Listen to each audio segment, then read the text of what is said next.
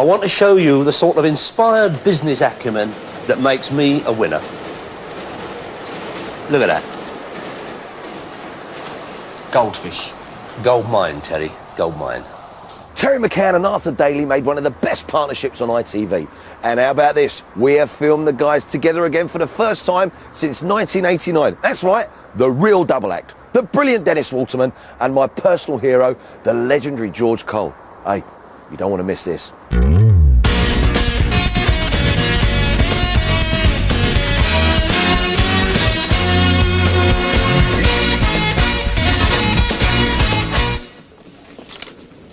Didn't know you had that kind of dough.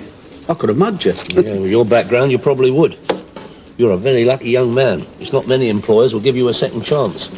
No, but some of them would pay me wages, wouldn't they? You owe me 80 sovs. It's not as if you can't afford it, is it?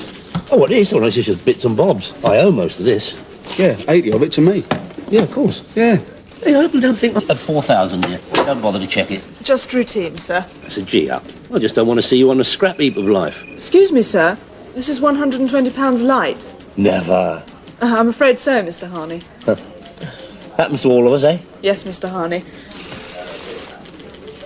Mr. Who? Nothing to do with you. When I heard they were making the show, I just had to get involved because Minder, for me, was one of the finest and funniest television dramas ever produced by ITV. Now, it started in 1979, it ran for 15 glorious years and was sold to 70 countries worldwide. It made television icons of its two leading characters, the dodgy dealing Arthur Daly and his hired muscle-cum-gopher, Terry McCann.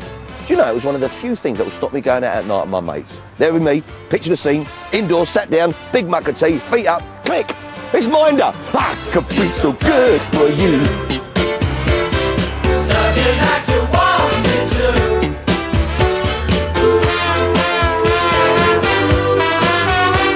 I could be so good for you.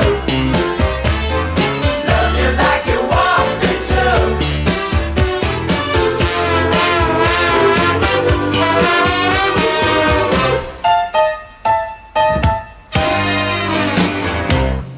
We found it very, very easy to work together right from day one, really. It was terrific.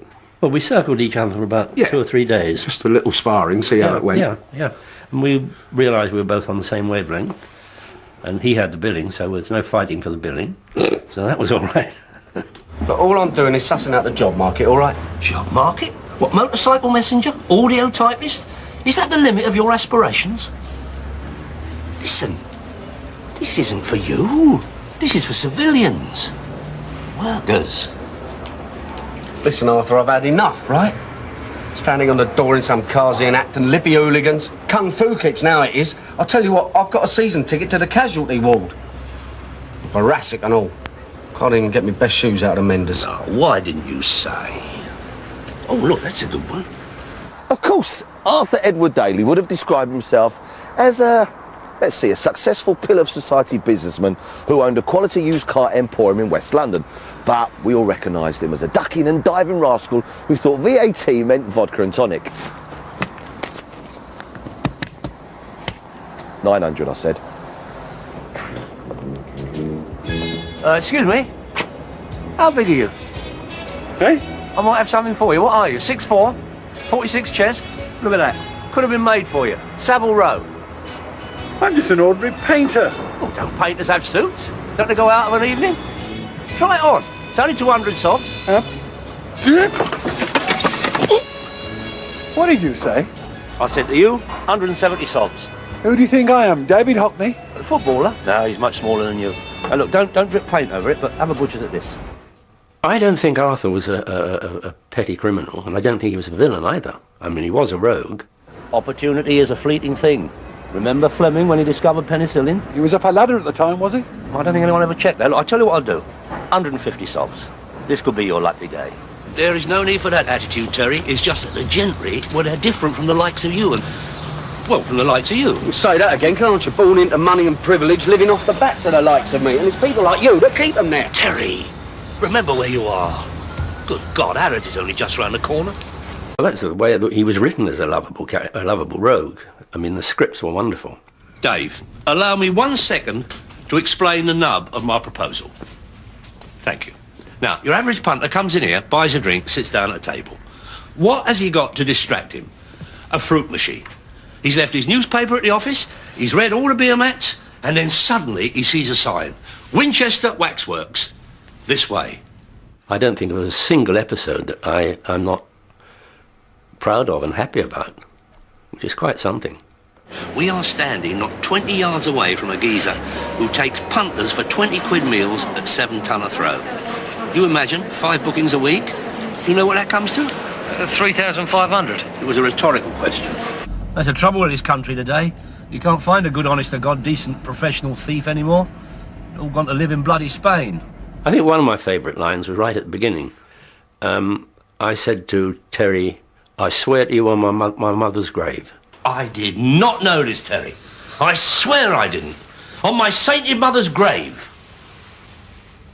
Now, normally this would be okay for me, Arthur. But I happen to know that your old mum is alive and well and living in Frinton. Yeah, well, never mind that. I've got something else for you, right up your street. For this, my son, you hardly need to get out of bed. Terry McCann was an ex-middleweight who'd done a couple of stretches inside before Arthur Daly put Terry on wages and gave him this set of wheels. And yes, this is the very car they used in Minder. Of course, Terry was still useful with his fists and a bit of a demon when it came to the ladies. But then who could resist this pulling machine, eh, girls? Terry was a nice guy who'd had some bad luck. He punched a couple of wrong people, got banged up, and he got hooked up with Arthur, who saved his bacon somewhere along the line. And then they just had this wonderful relationship. Now, I suggest you pack up your expensive pyjamas, courtesy of Big Spender Terry, and all the other gear, and we move out of this deluxe establishment into some humbler gaff. And where do you suggest? His little place. My... Oh, no. No, I'm sorry, no.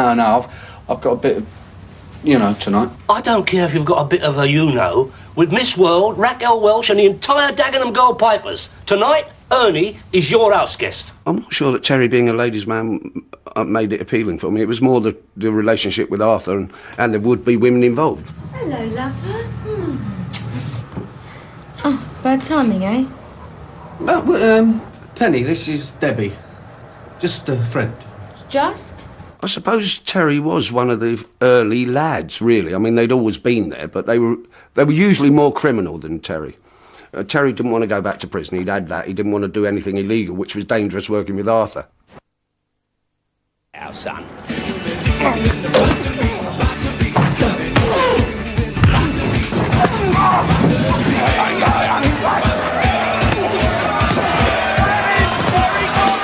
He thought of himself as a gunslinger in a way, and that he had to clean up the town.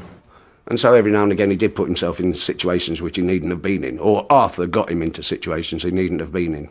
But luckily he could handle himself. Early scripts were very, very gritty, were set in the gutter, were hard, with explosively funny moments. Wait a sec! Wait a sec! What is this, Marquis of Bleeding Queensbury? The hand, I think it's busted. Oh, my foot! It's all swollen up. I don't believe this.